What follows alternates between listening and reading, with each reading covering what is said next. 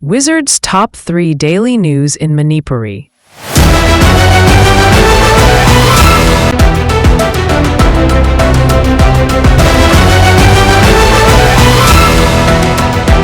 Irang asida lanjenadana Laimram High School de Lairamba IDP chani yang kaitaret masagi makungangda hanjil hankre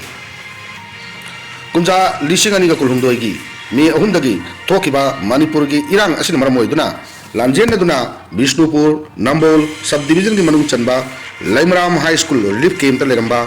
internally displaced person IDP chani yang kaitaret ngasi district asigi DC puja elangbamna lamthaduna masagi kungdum oiriba Laimram waroi singda hanjinkre lamthabagi tharamaduda mari lainana DC puja elangbamna hongdokhibada yumda hanjinbagi thoram asi yamna pudi nusibamadi singthani ngai lengakna paikhalakpa thabakamani lanjenaduna yumda changba ngamdana leiramba miyosing mamai thangda yumda hanjinba ngamle haibadu ngasigi kawngamdraba mikup asina takle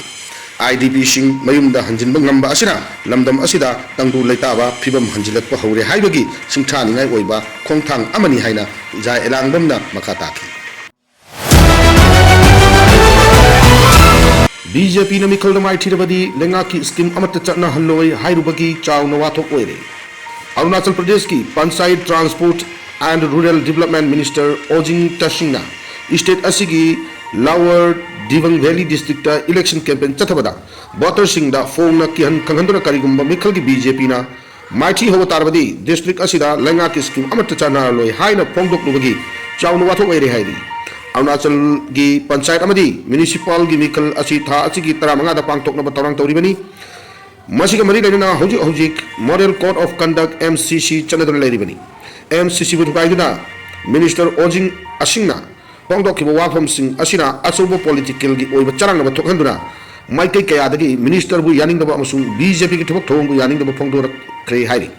Minister Ojing Tashingna phongdor khibda ayakna panchayat minister oibanina karigumba tongan tongan panchayat amadi municipality singda BJP gi candidate maithi rak patarbadi hairiba mafam sing aduda lenga ki scheme amata chana haloi ayakna phongdok libu wafam asi pangang ngangmani kanganu haiki